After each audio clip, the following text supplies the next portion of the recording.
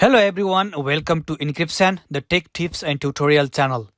In this video, we will troubleshoot a GNS3 issue that states could not connect to IP and port number WinError 10049. The requested address is not valid in its context. So let's get started.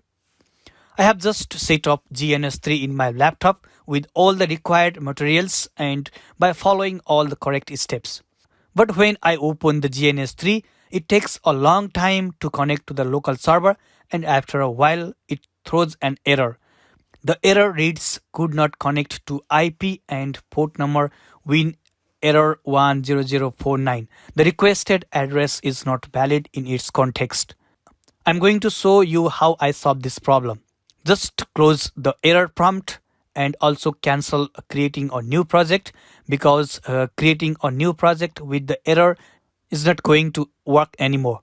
Let's also close the GNS3 user application interface. Then navigate through the GNS3 data storage directory, which in my case is C drive. Then double click on users, the current users folder. Double click on app data.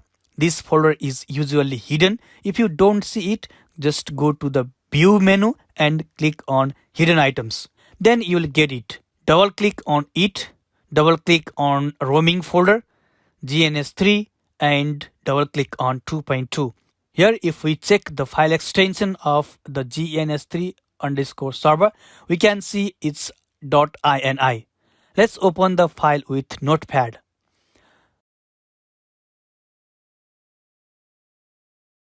Then edit the value of the host from 0.0.0.0 to 127.0.0.1, the local host IP address. Then save the file. Go back to the GNS3 application and here close all the windows. It may take some time to stop the local server, so please keep patience.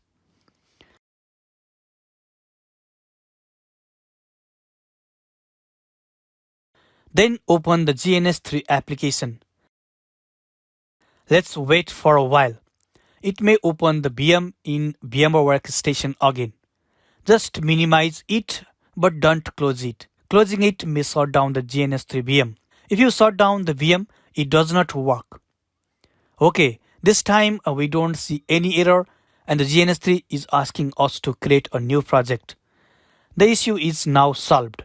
You can give a new name to the first project or you can just leave the name of the project as untitled. Okay guys, this is how we can solve one of the issues that generally appears with the fresh installation of GNS3. I hope this solution helped you to solve your problems as well.